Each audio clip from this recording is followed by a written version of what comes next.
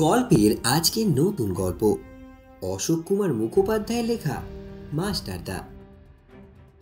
অশোক কুমার মুখোপাধ্যায়, জন্ম 1955 সালে। প্রধানত স্বাধীনতা সংগ্রামীদের নিয়ে লেখালেখি করেন।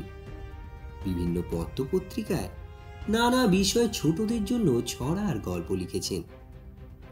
তার কয়েকটি উল্লেখযোগ্য বই টেগার্টের আন্দামান ডায়েরি এবং বিপ্লবী উল্লাসকর দত্তের জীবনী নির্ভর উপন্যাস অগ্নিপুরুষ।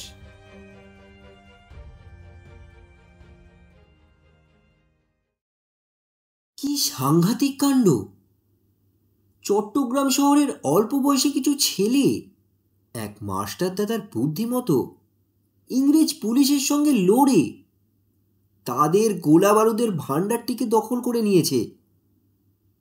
আগুন লাগিয়ে দিয়েছে সেই অস্ত্রাগারে, আগুন লাগিয়েছে টেলিফোন আর টেলিগ্রাফের অফিসেও। ট্রেনে করে যে শহরে আসবে তারও উপায় নেই। দু জায়গায় রেলের লাইন ভেঙে ফেলেছে তারা। সেখানে মালগাড়ি উল্টে ট্রেন চলাচল বন্ধ। চট্টগ্রাম ইংরেজ শাসন থেকে মুক্ত, এমনই এক ঘোষণা করেছে সেই ছেলের দল। ওরা পুড়িয়ে দিয়েছে ইংরেজ পুলিশ ঘাঁটিতে উঠতে থাকা ব্রিটিশ পতাকা ইউনিয়ন জ্যাক। সেখানে উড়ছে স্বাধীন ভারতের পতাকা। ভারতবর্ষ শাসন করতে এসে ইংরেজরা বোধ হয় এমন মার এর আগে কমই খেয়েছে। তারা মনের সুখে রাজ্যপাট চালিয়েছে এতদিন।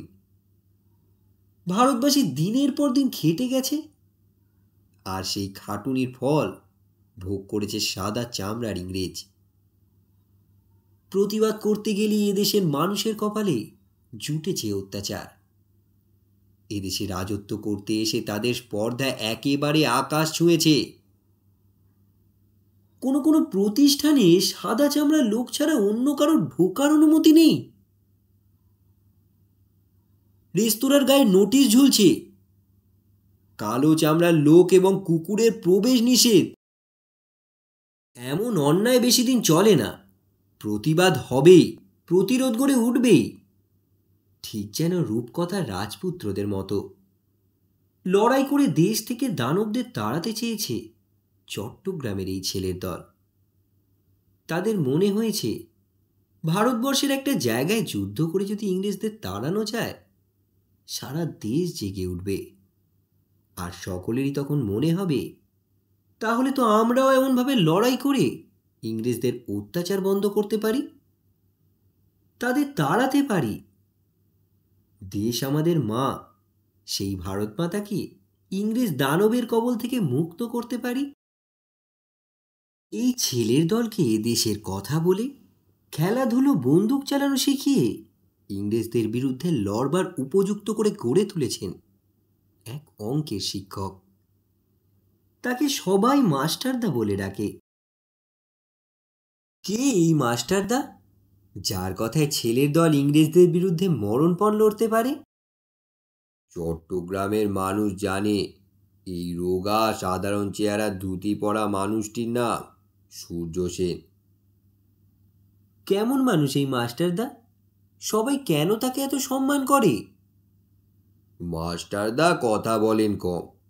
মজাটা হলো, মাস্টারদাকে বাইরে থেকে দেখে বোঝার উপায় নেই তিনি এত বড় একজন নেতা। তার পোশাক খুবই সাদাসিধে, বাঙালির ধুতি পাঞ্জাবি বা ধুতি শার্ট, রঙিন জামা পরেন না। কথা যেমন কম বলেন, হাঁটা চলাতেও শব্দ হয় না প্রায়।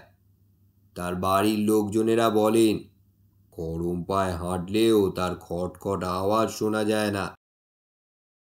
এই যে মানুষটি, চুপচাপ যার ধরন, তিনি কি করে এত ছেলেকে ভারতের মুক্তির নেশায় খেপিয়ে তুললেন? রাইফেল বন্দুক নিয়ে ইংরেজদের বিরুদ্ধে লড়লেন। এবারই আশ্চর্যের কথা।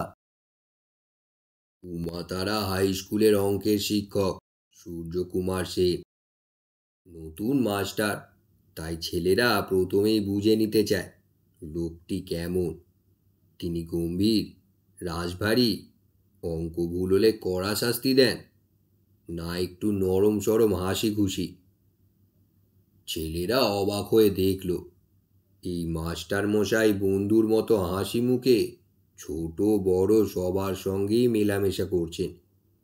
খুবই সহজ সাধারণ মানুষ, কিন্তু ঠকাবার উপায় নেই। তার চোখের দিকে তাকালে কিছু লুকোনো যায় না। তখনও তো সেরকমভাবে তার নাম চারিদিকে ছড়িয়ে পড়েনি।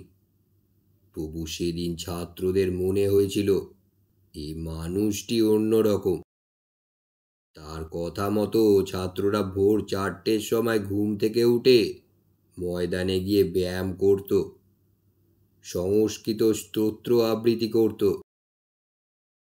কোনো কোনো ভোরবেলায় ছাত্ররা দেওয়ানজির পুকুর পাড়ে তাদের প্রিয় অঙ্কের মাস্টারের মেষবাড়িতে পৌঁছে গেলে দেখত তিনি অনেক আগেই উঠে রামকৃষ্ণ স্তোত্র গান করছেন।